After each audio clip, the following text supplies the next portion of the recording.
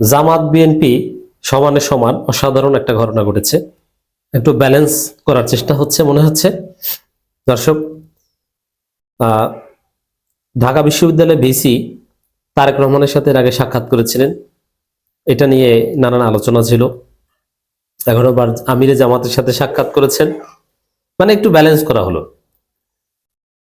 ঢাকা বিশ্ববিদ্যালয়ের ভিসি তো ন্যায়সঙ্গত কাজ করছেন, তিনি ভালো মানুষ, যার ফলে ব্যালেন্সটা করে ফেলেছেন যে এখন আর কেউ তারেক রহমানের সাথে তার সাক্ষাৎ নিয়ে কথা বলতে পারবে না। বিএনপি জামাত এক্ষেত্রে সমানে সমান। ইউরোপীয় ইউনিয়নের সাথে তারেক রহমানের বা বিএনপির বৈঠক হয়েছে, তারপর আবার জামাতের সাথেও বৈঠক হয়েছে, দ্যাট মিনস সমানে সমান। কিন্তু ঢাবি ভিসির আমিরে জামাতের সাথে ঢাবি ভিসির সাক্ষাৎ নিয়ে মোটামুটি তোলপাড় সৃষ্টি হয়েছে। কারণ ইউরোপিয়ান ইউনিয়নের প্রতিনিধি দলের সাথে তারেক রহমানের বা বিএনপির বৈঠক, এবার আমিরে জামাত বা জামাতের সাথে বৈঠক, এগুলো গণমাধ্যমে এসেছে, কিন্তু জনগণের মধ্যে তেমন আগ্রহ নেই। এইসব খবরে রিয়াকশন কম, রিস্ক কম, এনগেজমেন্ট কম। কিন্তু ঢাবি ভিসি আমিরে জামাতের সাথে সাক্ষাৎ করেছে, এটা হিট। এটা তাৎপর্যপূর্ণ। এটা কেন? এক কথায় হচ্ছে যে এটা একটা ব্যালেন্স করা হয়েছে যে না, বিএনপি জামাত সমানে সমান, এবং কূটনৈতিক দলের প্রতিনিধিরাও এখানে ব্যালেন্স আচরণ করার চেষ্টা করছেন যে বিএনপির সাথে একটা বৈঠক হলে জামাতের সাথেও হবে। কিন্তু বাংলাদেশের রাষ্ট্রযন্ত্র তারেকময় হয়ে গেছে, এটার একটা দফারফা হবে। কিন্তু যারা সৎ এবং বিদেশি অ্যাক্টর, তারা কিন্তু ন্যায়সঙ্গত এবং ব্যালেন্সড আচরণ করছেন। এই দুইটা ঘটনায় ইউরোপীয় ইউনিয়নের প্রতিনিধির বিএনপির সাথে বৈঠক এবং জামাতের সাথে বৈঠক, এবং ঢাবি ভিসির তারেক রহমানের সাথে বৈঠক এবং আমিরে জামাতের সাথে বৈঠকের মধ্যে দিয়ে এটা স্পষ্ট হলো। দর্শক, খবর প্রথমটা হচ্ছে 6 জানুয়ারি মঙ্গলবার সন্ধ্যা 7টায় বিএনপির চেয়ারপারসনের রাজনৈতিক কার্যালয়ে বিএনপি ভারপ্রাপ্ত চেয়ারম্যান জনাব তারেক রহমানের সঙ্গে ইউরোপীয় ইউনিয়নের একটি প্রতিনিধি দলের সৌজন্য সাক্ষাৎ হয়।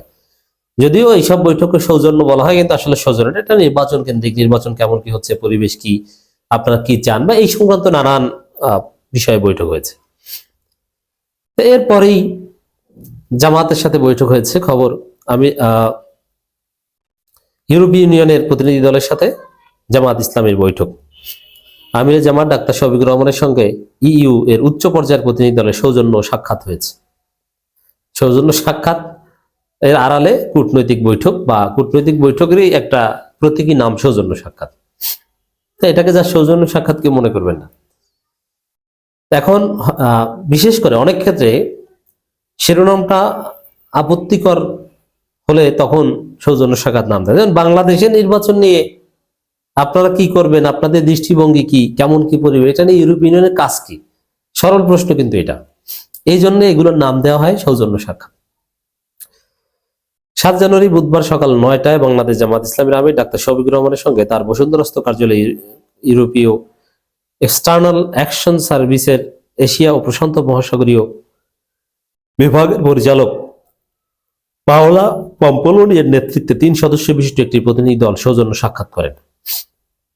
এখানে আরেকটা বিষয় সিগনিফিকেন্ট, যে জামাতের সাথে বৈঠক জামাতের দেওয়ার সময় অনুযায়ী হয়, এমন না যার সাথে বৈঠকটা হয় যে আসে। যেমন আমি আমিরে জামাতের সাথে বৈঠক করতে চাই, এখন বৈঠকটা কি আমার সুযোগ মতো হবে না আমিরে জামাতের সুযোগ মতো হবে? আমিরে জামাতের সুযোগ মতো আমি তো আর বলতে পারি না যে স্যার আমি এই টাইমে ফ্রি আছি, আপনি থাকবেন অথবা আসেন।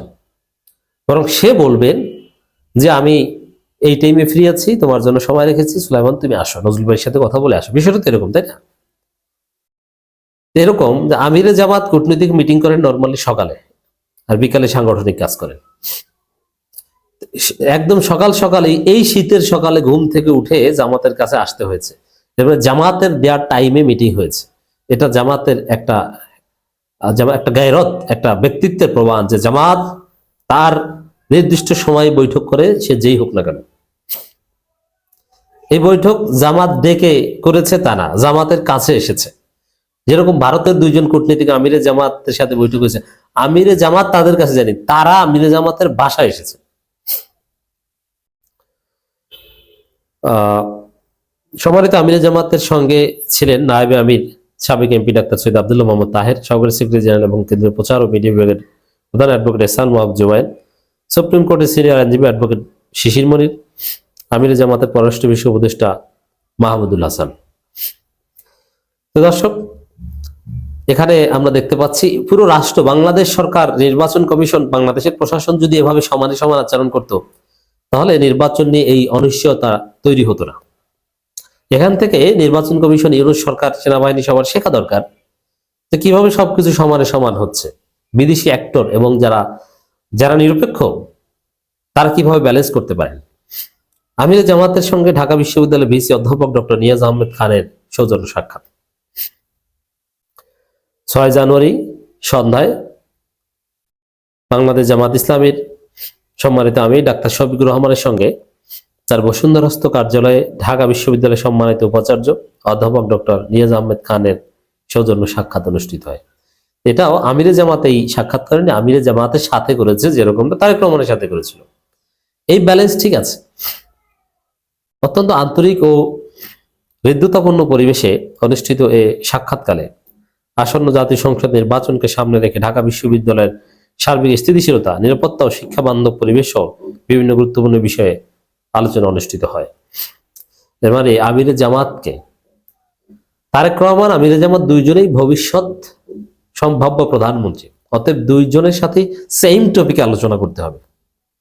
যদিও এখানে আমিরে জামাতের গুরুত্বটা বেশি, কারণ ঢাকা বিশ্ববিদ্যালয়ের শিবির সংখ্যাগরিষ্ঠ, শিবির ক্ষমতায়, শিবির চাইলে তো ঢাকা বিশ্ববিদ্যালয় থেকে ছাত্রদলকে বের করে দিতে পারে, কিন্তু এটা কখনো করবে না।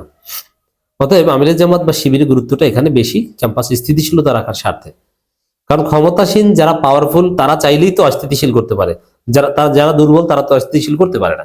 এখানে ছাত্রদল তো কিছু করতে গেলে যদি শিবির মায়ের দেয়, তাহলে তোরা 10 মিনিটও টিকতে পারবে না।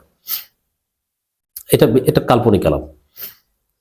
নির্বাচন পূর্ব সময়ে বিশ্ববিদ্যালয় ক্যাম্পাসে শান্তিপূর্ণ পরিবেশ বজায় রাখা, শিক্ষার্থীদের নিরাপত্তা নিশ্চিত করা, শিক্ষা গবেষণা কার্যক্রমের ধারাবাহিক অগ্রগতি, চলমান উন্নয়ন প্রকল্প সহ এবং শিক্ষার্থীদের কল্যাণে গৃহীত বিভিন্ন উদ্যোগ সম্পর্কে সম্মানিত উপাচার্য মহোদয়ের বিস্তারিত আলোকপাত করেন। এখানেও তারেক রহমানের চাইতে আমিরে জামাতের রিলেভেন্স বেশি, কারণ ঢাকা বিশ্ববিদ্যালয়ে কিছু মেগা প্রজেক্ট হাতে নেওয়া হয়েছে, কিছু হল নির্মাণ এবং মসজিদ উন্নয়ন থেকে শুরু করে আরো অনেক প্রজেক্ট।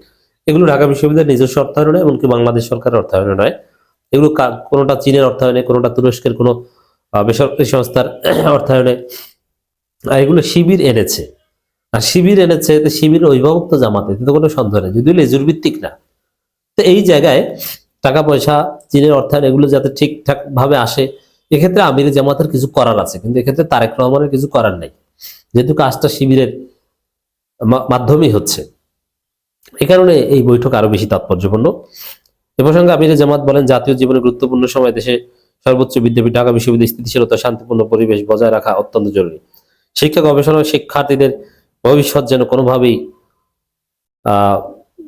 ব্যাহত না হয়, সবকিছু সব ঠিকঠাক ভাবে যেন চলে, সে বিষয়ে সহযোগিতা করার ঘোষণা দেন আমিরে জামাত।